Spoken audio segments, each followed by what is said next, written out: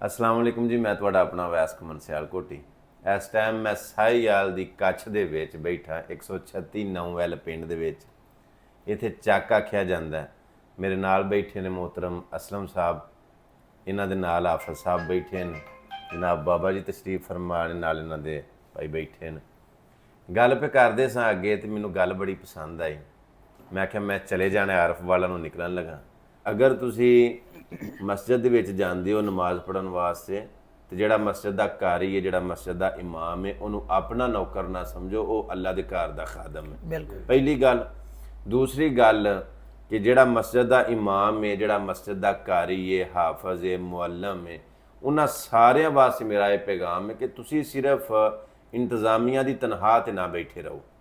ਤੁਸੀਂ ਸਿਰਫ ਇਹ ਨਾ ਵੇਖੋ ਕਿ ਮੈਨੂੰ 15,000 ਲੱਭਦਾ, 18,000 ਲੱਗਦਾ, 20,000 ਲੱਭਦਾ, ਜਾਂ ਤੂੰ ਖਤਮ ਸ਼ਤਮ ਦਵਾ ਕੇ ਜਾਂ ਮਤਲਬ ਤਕਰੀਰਾਂ ਕਰਕੇ ਤੇ ਮੈਂ ਆਪਣਾ ਸਰਕਟ ਨਿਜ਼ਾਮ ਚਲਾਣਾ। ਤੁਸੀਂ ਨਾਲ ਆਪਣਾ ਭਾਵੇਂ ਛੋਟਾ ਜਿਹਾ ਕਾਰੋਬਾਰ ਸ਼ੁਰੂ ਕਰ ਲਓ, ਲੇਕਿਨ ਆਪਣਾ ਤੁਹਾਡਾ ਜ਼ਾਤੀ ਹੋਰ ਵੀ ਰੋਜ਼ਗਾਰ ਇਹਦੇ ਨਾਲ ਨਾਲ ਹੋਣਾ ਚਾਹੀਦਾ। ਔਰ ਇਹਦੇ ਵਿੱਚ ਕੋਈ ਐਸੀ ਵੈਸੀ ਕਬਾਹਤ, ਕੋਈ ਐਸੀ ਬਾਤ ਨਹੀਂ। ਸਾਡੇ ਸਾਹਮਣੇ ਮਿਸਾਲ ਹੈ ਜਨਾਬ मोहतरम ਇਨਾਮ ਸਾਹਿਬ, ਇਨਾਮੁਲ ਹਸਨ ਸਾਹਿਬ, ਨਾਲ ਮਸਜਿਦ ਦੇ ਵਿੱਚ ਇਮਾਮਤ ਵੀ ਕਰਾਉਂਦੇ ਨੇ, ਖਿਤਾਬਤ ਵੀ ਕਰਾਉਂਦੇ ਨੇ ਤੇ ਨਾਲ ਦਰਜ਼ੀਆਂ ਦਾ ਕੰਮ ਵੀ ਕਰਦੇ ਨੇ। ਸੋ ਬਾਬਾ ਜੀ ਮੁਹੰਮਦ ਸਾਦਕ ਸਾਹਿਬ 136 ਨੌਵੈਲ ਪਿੰਡ ਤੋਂ ਇਹਨਾਂ ਦਾ ਮਾਸ਼ਾਅੱਲਾ ਤਲਕ ਹੈ।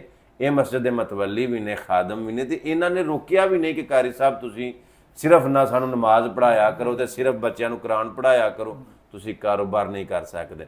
ਸੋ ਇਹ ਬੜੀ ਇੱਕ ਮੁਸਬਤ ਔਰ ਬੜੀ ਅੱਛੀ ਬਾਤ ਤੁਹਾਡੇ ਤੱਕ ਮੈਂ ਪਹੁੰਚਾ ਰਿਹਾ ਵਾਂ ਕਿ ਮੇਰੇ ਨਾਲ ਬੈਠੇ ਨੇ ਮੇਰੇ ਖੱਬੇ ਪਾਸੇ ਚੌਧਰੀ ਅਸਲਮ ਸਾਹਿਬ। ਇਹਨਾਂ ਦਾ ਕਾਰੋਬਾਰ ਹੈ, ਮਤਲਬ ਹੈ ਚਨਾ ਦਾਲ ਚਾਵਲ ਵਗੈਰਾ ਵਗੈਰਾ।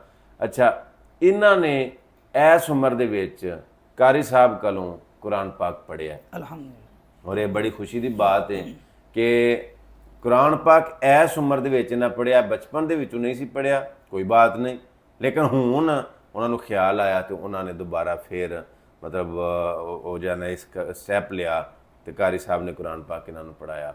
ਅੱਲਾਹ ਪਾਕ ਦੀ ਜ਼ਾਤ ਕਾਰੀ ਸਾਹਿਬ ਨੂੰ ਅਜਰ ਅਜ਼ੀਮ ਅਤਾ ਫਰਮਾਏ। ਅੱਲਾਹ ਪਾਕ ਦੀ ਜ਼ਾਤ ਮੇਰੇ मोहतरम असलम ਸਾਹਿਬ ਨੂੰ ਜਜ਼ਾਏ ਖੈਰ ਅਤਾ ਫਰਮਾਏ। 136 ਨੌਵੈਲ ਪਿੰਡ ਦੇ ਵਿੱਚ ਬਹਿ ਕੇ ਮੈਂ ਇਸ ਟਾਈਮ ਤੁਹਾਡੇ ਨਾਲ ਮੁਖਾਤਬ ਹਾਂ। ਅੱਜ 5 ਜੂਨ ਸਨ 2024 ਦਿਨ ਬੁੱਧ ਦਾ 23 ਜੇਠ ਹੋ ਗਈ। इंशाअल्लाह मिलने एक नवी वीडियो के नाल। अपना बड़ा सारा ख्याल रखियो। अल्लाह सोने दे वाले। अस्सलाम वालेकुम वरहमतुल्लाह। अगर तुहाडी एज ज़्यादा हो गई है, वड्डे हो गए हो, बुढ़े हो गए हो, तो जे तुसां कुरान पाक नहीं पढ़िया, नमाज जनाजा नहीं सीखी, अगर नमाज नहीं सीखी वगैरह वगैरह। बाबे ने तर्जुमा तफसीर पढ़ रहे हैं माशाल्लाह मेरे को। माशाल्लाह बाबा जी मोहम्मद सादक साहब 136 नौवैल पिंड तो इन्हों का तलक है। माशाल्लाह मस्जिद के मतवली भी मोहतरम, मतलब एक खिदमत गुजार ने।